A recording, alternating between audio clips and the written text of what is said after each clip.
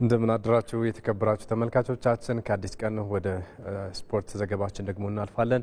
በቀዳሚነት የኢትዮጵያ ብሔራዊ ቡድን እንመለከታለን። የኢትዮጵያ ብሔራዊ ቡድን በቀጣይ ቀናቶች ሁለት የዓለም ዋንጫ ማጣሪያ ጨዋታዎችን ያከናውናል። ከግብጽና ከጅቡቲ አቻቸው ጋር ዋሊያዎቹ መርሃ ግብራቸውን ያደርጋሉ። አስቀድመው ከቀናት በፊት እንግዲህ ብሔራዊ ቡድኑ ዝግጅት መጀመሩም ይታወቃል። በዛሬው ዕለት ደግሞ የመጨረሻ የሀገር ቤት ዝግጅቱን አጠናቆ በነገው ዕለት ወደ ሞሮኮ ካዛብላንካ ያቀናል ተብሎ ነው የሚጠበቀው። የሜዳ ጨዋታውን ከሜዳ ውጭ ተጉዞ እንግዲህ በዓለም አቀፍ ደረጃ በፊፋና በካፍ ጨዋታዎችን ማከናወን የሚችል ስቴዲየም ባለመኖሩ ሞሮኮ ላይ ጨዋታውን የሚያከናውን ይሆናል። የኢትዮጵያ ብሔራዊ ቡድን ያንን ተከትሎም ዛሬ የመጨረሻ ልምምዱን ያደርጋል። አሰልጣኝ መሳይ ተፈሪም ቀን 9 ሰዓት ላይ ስለ ዝግጅታቸው አስመልክተው ጋዜጣዊ መግለጫ ለሚዲያዎች ይሰጣሉ ተብሎ ነው የሚጠበቀው። ይህንን የኢትዮጵያ እግር ኳስ ፌዴሬሽን አሳውቋል። ነገር ግን ባለፉት ቀናት ልምምዶች ከ24 ተጫዋቾች 23ቱን ይዘው ወደ ሞሮኮ እንደሚያቀኑም ጭምር ይጠበቃል። አቡበክር ናስር አሁን ላይ ከብሔራዊ ቡድኑ ጋር ተቀላቅሎ ልምምድ እያከናወነ የሚገኝ ተጫዋች መሆኑ ይታወቃል። ዛሬ ልምምዱን የመጨረሻ መርሃ ግብሩን ያደርግና በነገው ዕለት ወደ ሞሮኮ ያቀናል። ካዛብላንካ ላይ ከግብጽ ጋር መጋቢት 13 ጨዋታውን ያደርጋል። የኢትዮጵያ ብሔራዊ ቡድን ከ3 ቀናት መልስ በኋላ ደግሞ ከጅቡቲ አቻው ጋር የስድስተኛ ዙር የዓለም ዋንጫ ማጣሪያ ጨዋታውን ያደርጋል። እንደሚታወቀው በዚህ የዓለም ዋንጫ ማጣሪያ ጨዋታዎች የኢትዮጵያ ብሔራዊ ቡድን ካከናወናቸው 4 ጨዋታዎች በቡርኪና ፋሶ 3-0 ከተሸነፈ በኋላ ከዛ ውጪ ከሴራሊዮን፣ ከጊኒ ቢሳው እንዲሁም ደግሞ ከጅቡቲ ጋር ያቻ ውጤቶችን ማስመዝገቡ ይታወቃል። በ3 ነጥብ 5ኛ ደረጃ ላይ ይገኛል። ግብጽ ግን እስካሁን ሽንፈት አላስተናገደችም። 10 ነጥቦችን ይዛ ምድቡን እየመራች ነው የምትገኘው።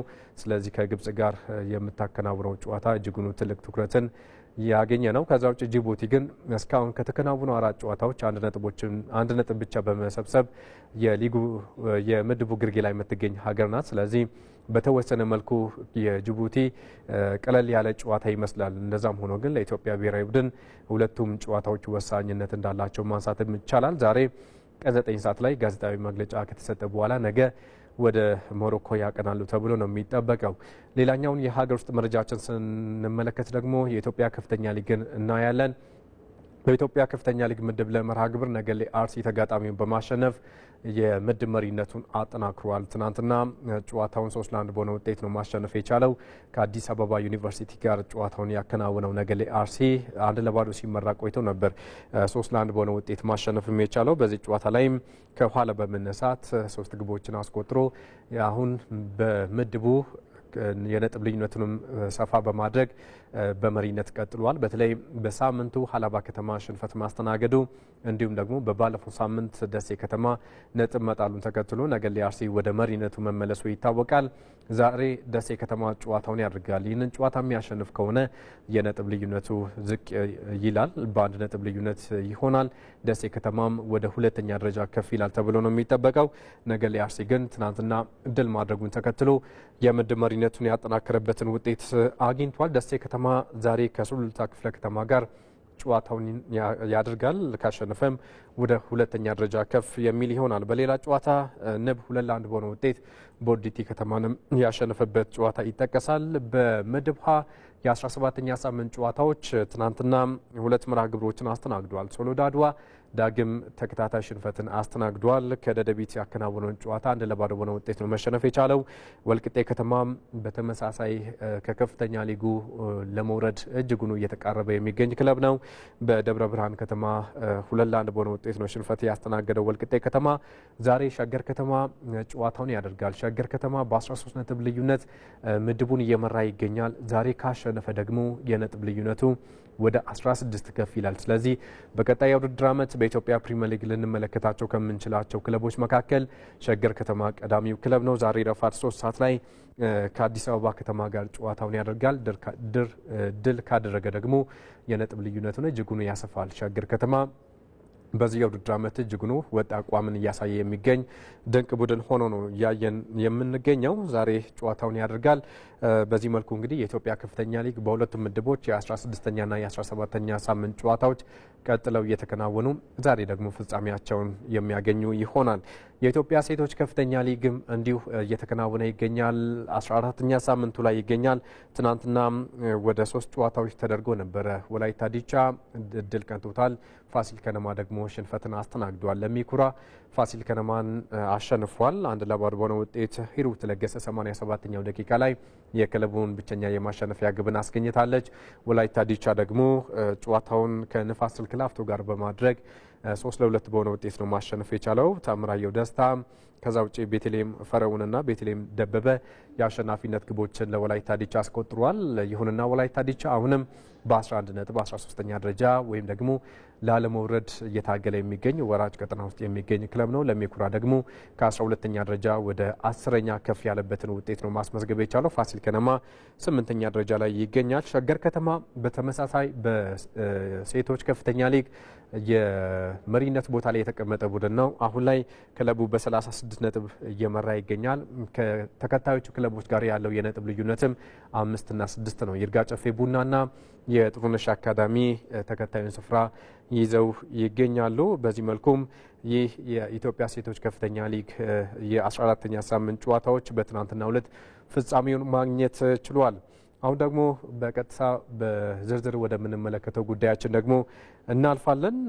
ኢትዮጵያ በኦሎምፒክ መድረኮች ከምትሳተፍባቸው ውድድሮች መካከል ስፖርቶች መካከል ቦክስ ነው። ነገር ግን በዚህ በቦክስ ስፖርት በርካታ ወጣቶች እንቅስቃሴ ቢያደርጉም በቂ ውድድር ባለመኖሩ ስፖርቱ በሀገር ደረጃ ማደግ አልቻለም፣ ውጤታማ መሆን አልተቻለም የሚል ሀሳቦችን ያነሳሉ አሰልጣኞች እንዲሁም ተጫዋቾችና ባለሙያዎች። በዚህ ጉዳይ ላይ ደግሞ አዲስ የሽዋስ ተጨማሪውን አዘጋጅተዋል። ሀገሬን ወክዬ ሀገሬን ማስጠራት ፈልጋለሁ። እኔ ሀገሬን ማስጠራ ልጅ ነኝ። ያው ኦሎምፒክ ላይ የዛሬ 3 ዓመት ተስፋ አለን ብዬ አስባለሁ። ነገኛ ታደሰ የኦሮሚያ ክልልን እሱ ባለ ወልዴና አቤል አስራት አዲስ አበባን በመወከል በቅርቡ በተካሄደው የታዳጊ ወጣቶች የምዘና ውድድር በቦክስ ስፖርት ተወዳዳሪ ነበሩ።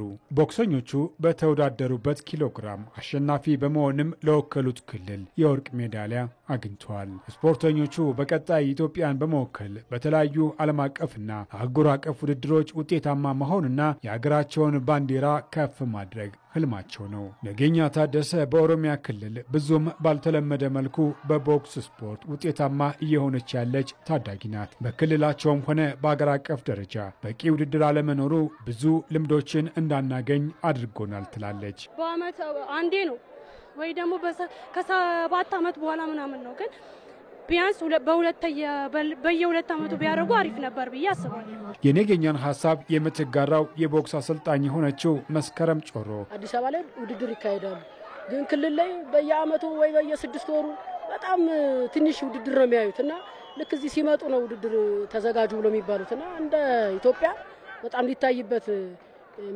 መታየት ያለበት ስፖርት ነው። የኢትዮጵያ ቦክስ ፌዴሬሽን በበኩሉ እንደ ሀገር የሚዘጋጁ ውድድሮች በቂ እንዳልሆኑም ገልጿል። በቂ አይደለም ማለት ጅምሮች ቢኖሩ አሁን ከምናየው ድባብና እንቅስቃሴ አንፃር ግን በቀጣይ በጋራ እንሰራበታለን፣ በቀጣይ እናስተካክለዋለን። ግን በበቂ ሁኔታ አይደለም፣ ሳይደከም ሳይሰራበት ነው ይሄ ሁሉ የመጣውና በእቅድ ብንሰራበት ደግሞ ሞር ውጤታማ እንደምንሆን አይተናል። ስለዚህ ትልቅ የቤት ስራ ለፌዴሬሽኑ። ውድድሮችን ከማብዛት በተጨማሪ የቦክስ ክለቦች መጠናከርና መደገፍ እንዳለባቸው ነው አሰልጣኞችና ተወዳዳሪዎቹ የሚያነሱት። ያው እንደ ቦክስ እንደ ሌላ ስፖርት ብዙም እየተደገፈ አይደለም። ክለቦችም ትንሽ ናቸው፣ 4-5 ክለቦች ናቸው ያሉትና ቢቻል በግልም ሆነ በድርጅት ክለቦች ቢስፋፋ ያ ቦክስ አንድ ሰው ብቻ እንዲላር ከፍል አድርጎ ቢል የሚያው ነገር ነውና ትብብር የሚጠይቅ ስፖርት ነው። በባለ ሀብቶችና በተለያዩ በመንግስት በብዙ ነገሮች ከተደገፈ ቦክስ ከምንም በላይ ትልቅ ደረጃ የሚደርስ ነው። እንደ ሀገርም ትልቅ ነገር ዋጋ የሚሰጠው ቦክስ ነውና መንግስትም ሁሉም ተረባርበን አንድ እርምጃ ታሪክ ጥለን ብናልፍ ደስ ይለኛል። የቦክስ ስፖርት በኢትዮጵያ እንዲስፋፋ ከተፈለገ ፕሮጀክቶችን ማጠናከርና ባለሀብቱን በማሳተፍ መስራት እንደሚገባ ነው የተገለጸው። በደንብ መሰራት ያለ ፕሮጀክት ላይ ነው። እንደ አዲስ አበባ በሁሉም በ10ሩም ክፍለ ከተማ እየተሰራ ነው የሚገኘው። ጥሩ ነው። አሁንም ያው ልክ እንደምታያቸው ነው። ከ10 ክፍለ ከተማ እየተወጣጡ ነው ኦሎምፒክ ላይ እየተወዳደሩ ያሉትና በየክልሉ እንደዚህ አይነት ድጋፍ ቢሰጣቸው ጥሩ ነው። ትልቁ ነገር ሪሶርሱ ታዳጊ ላይ ነውና በማቴሪያልም በስልጠናም መንግስትም ሁሉም ተረባርበን አንድ እርምጃ ታሪክ ጥለን ብናልፍ ደስ ይለኛል። የኢትዮጵያ ቦክስ ስፖርት የአፍሪካ መሪ መሆን አለበት የሚለው የጽህፈት ቤት ኃላፊው ጠንካራ ስራ ከተሰራ በኦሎምፒክ የመሳተፍ እድሉ እንደሚሰፋ ነው የተናገረው። ባለፉት 2 ዓመታት ቦክስ በሀገራችን ላይ በጣም ውጤታማ ነው። በአፍሪካ መድረክ በተሳተፍንባቸው ውድድሮች በሙሉ የወርቅ የብር ሜዳሊያ ማግኘት ችለናል። የአፍሪካ መሪ እንደመሆናችን መጠን በውጤትም በስልጠናም በማቴሪያል ሁሉ ነገራችን ነው ሰክሰስፉል እየሆነ ነው። በቀጣይ ከባለ ሀብቶች ጋር በጋራ ከሰራን በትንሽዬ ወጪ በቂ ስፖርተኞች ማፍራት እንደምንችልና ከጠፋንበት ኦሎምፒክ እንደምንመለስ ተስፋ ሰጪ ነገሮች አሉ። ኢትዮጵያ በኦሎምፒክና በአፍሪካ ሻምፒዮናዎች ከምትሳተፍባቸው የስፖርት አይነቶች መካከል ከአትሌቲክስ በተጨማሪ የቦክስ ስፖርት እንደሆነ ያስታወሱት አሰልጣኞቹ ከተሰራበት ውጤታማ መሆን እንደሚቻል ነው የገለጹት። በቴኒስ ግራንድ ስላም የፍጻሜ ውድድሮች መካከል በ2019 ሲሞና ሃሌፕ በፍጻሜው ያሸነፈችበት ድል ሁሌም የሚወሳ ነው። በተለይ በወቅቱ የወቅቱን ሻምፒዮንና አንጋፋዋን አትሌት ሴሬና ዊሊያምስን የገጠመችው ሲሞና ሃሌፕ በ57 ደቂቃዎች ብቻ ነበር ውድድሩን በማሸነፍ የበላይነቷን ማሳየት የቻለችው። ይህንን ትውስታ ደግሞ ዮሴፍ ሹምዬ ያስታውሰናል። ሲሞና ሃሌፕ በስፖርቱም ይሁን በአጠቃላይ የህይወት መንገድ ፍጹም መሆን የሚቻል አይደለም። ግን ደግሞ አንዳንድ ቀናት አሉ አትሌቶች ለፍጹምነት ቀርበው የማይታሰበውን ያደረጉበት፣ የማይጠበቀውን ያሳኩበት አጋጣሚዎች። ለሮማኒያዊቷ የሜዳ ቴኒስ ኮከብ ሲሞና ሃሌፕ ያቺ የፍጹምነት ቀን ሐምሌ 13 2019 ነበረች። ሃሌፕ ከ2018ቱ የፍሬንች ኦፕን ድሏ በኋላ ሁለተኛ የግራንድ ስላም ክብሯን ለማግኘት ከጠንካራዋ ሴሬና ዊሊያምስ ጋር በፍጻሜው ተገናኘች። በወቅቱ ሲሞና ሃሌፕ 27፣ ሴሬና ዊሊያምስ ደግሞ 37 ዓመታቸውም ላይ ነበሩ። ጨዋታው ከመጀመሩ አስቀድሞ ግምቶች ሁሉ ወደ ሴሬና ዊሊያምስ ያዘነበሉ ናቸው። አሜሪካዊቷ የሜዳ ቴኒስ ኮከብ 8ኛ የግራንድ ስላም በአጠቃላይ ደግሞ 24ኛ የዊምብልደን ክብሯን በቀላሉ እንደምታሳካ ሁሉም እርግጠኛ ወደ መሆን ተቃርበዋል።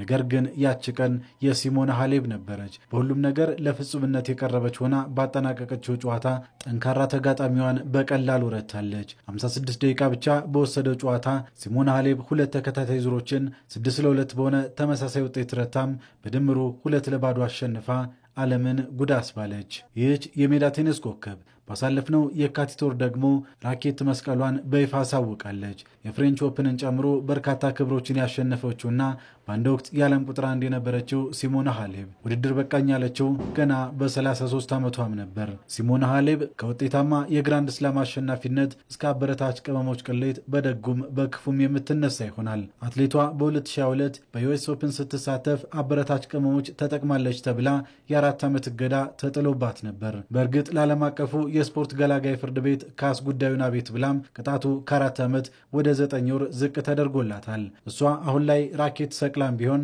የሥነ ምግብ ባለሙያዬ ሳላውቅ ስለቀላቀለብኝ እንጂ እኔ እንዲህ አይነቱ ቅሌት አይነካካኝም ስትል ነው የምትደመጠው። የሆነ ሆኖ በሜዳ ቴኒስ ታሪክ ስማቸው ከማይዘነጉ ውጤታማ አትሌቶች መካከል አንደኛዋ ነበረች። ከ2014 እስከ 2021 ለተከታታይ 373 ሳምንታት ከዓለም ምርጥ 10ሮች ውስጥ ተካታ ቆይታለች። ከባድ ጉልበት ጉዳትና የአበረታች መድኃኒት ቅሌት ደግሞ በከፍታዋ ለረዥም ዓመታት እንዳትቆይ እክል ሆነውባታል። ያም ሆኖ የ2019 ታሪካዊ ድሏን ጨምሮ 24ቱ የሜዳ ቴኒስ ዋንጫዎቿ የሚዘነጉ አይሆንም።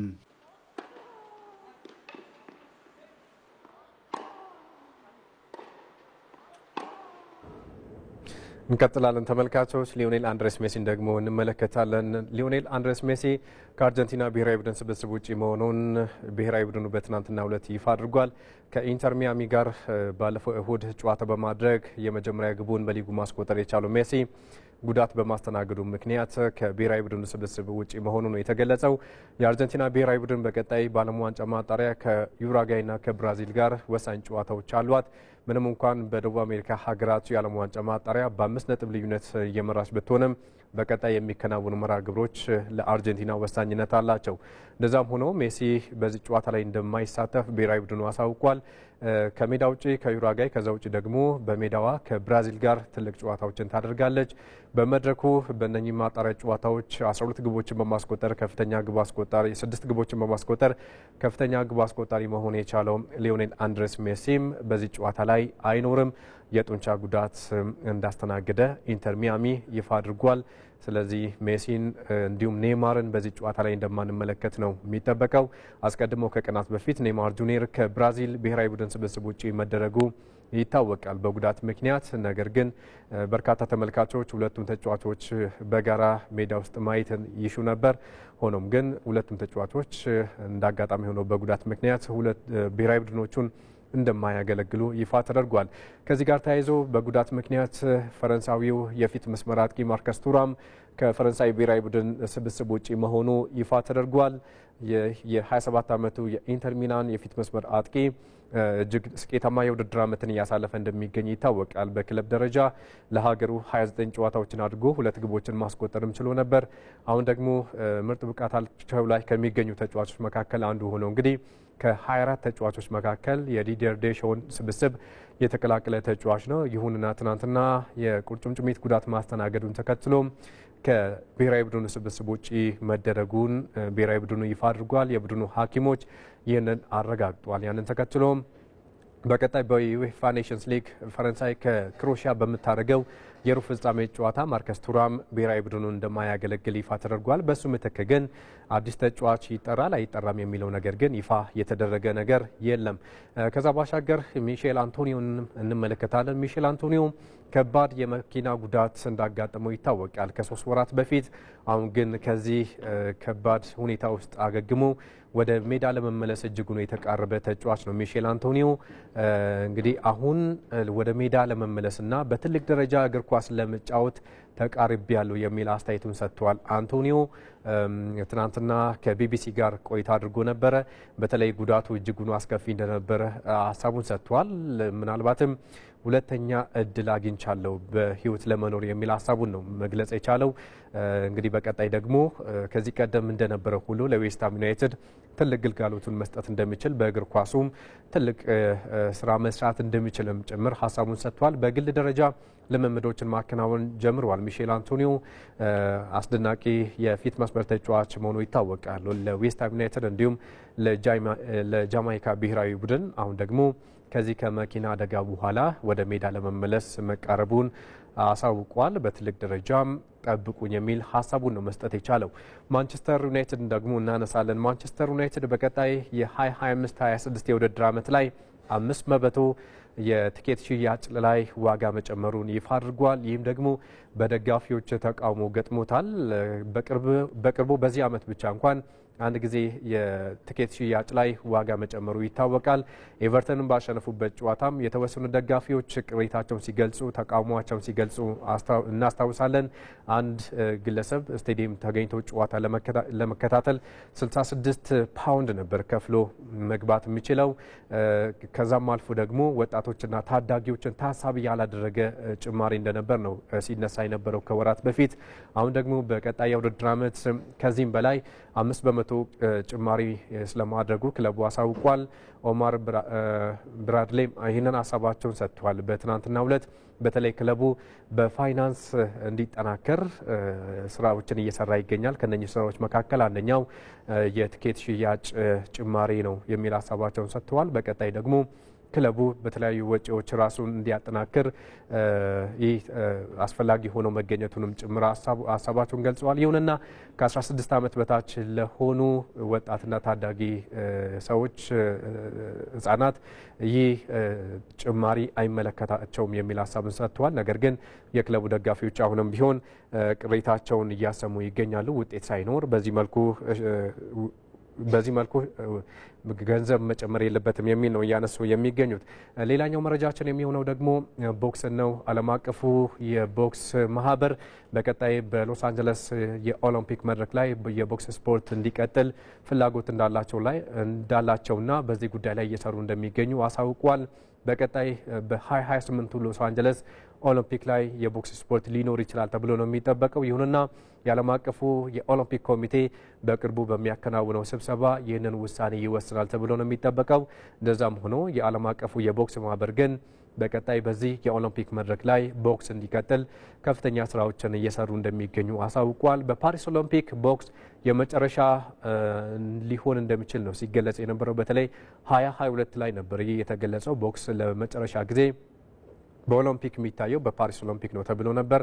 አሁን ደግሞ ሎስ አንጀለስ ላይ ልንመለከት እንደምንችል ነው መረጃዎች እየገለጹ የሚገኙት። በመጨረሻ የምናነሳው ጉዳይ ወደ ቡልጋሪያ እናቀናለን። አንድ የቡልጋሪያ ክለብ ለተጫዋቹ ህይወቱ አልፏል በሚል እንግዲህ የህሊና ጸሎት እንዲደረግለት አድርጓል። በቡልጋሪያ ሊግ ነበር የተከሰተው። ይህ ያንን ተከትሎም ተጫዋቹ ግን በህይወት አለው የሚል መልእክትን አስተላልፏል። ይህንን ተከትሎም የቡልጋሪያው ክለብ ተጫዋቹን ይቅርታ ጠይቋል። ቤተሰቦቹንም ጓደኞቹንም ጭምር ይቅርታ ጠይቋል። አርዳ ካርድዛሊ የተሰኘ ክለብ ነበር እንግዲህ ለቀድሞ ተጫዋቹ ፔትኮ ጋንጅቬች ህይወቱ አልፏል በሚል የህሊና ጸሎት እንዲደረግ ያደረገው ጨዋታው ከመጀመሩ አስቀድሞ። ሆኖም ግን ተጫዋቹ በህይወት መኖሩ እውን ሆኖ ተገኝቷል። ያንን ተከትሎም ይቅርታ ጠይቋል። ረዥም እድሜ ከስኬት ጋር እመኛሉ የሚል ሀሳብ ነው ጭምር የቡልጋሪያው ክለብ እንግዲህ በድረገጹ ይፋ አድርጓል። ይቅርታንም ጭምር ጠይቋል። ለአዲስ ቀን ስፖርት መረጃችን በዚሁ አብቅቷል። መልካም ቀን። አመሰግናለሁ። በጣም የቡልጋሪያው ጉዳይ ግን በጣም መነጋገር ሙሉ ስታዲየም የህሊና ጸሎት ካደረገ በኋላ ትልቅ ስህተት ነውና ያው የመረጃ እጥረት ይመስለኛል። በደንብ መረጃ ለማጣራት እንደዚህ አይነት ነገሮች እንዲከሰቱ ያደርጋል። ከትክክለኛው የመረጃ ምንጭ መረጃ ማግኘት እንዳለብን ግለሰቡ ጋር መደወልም ይቻላል። ከሞተ እንዴት ስልክ ያነሳል በሚል እንግዲህ በዛ መልኩ ይሄ ተፈጥሯል። እናመሰግናለን።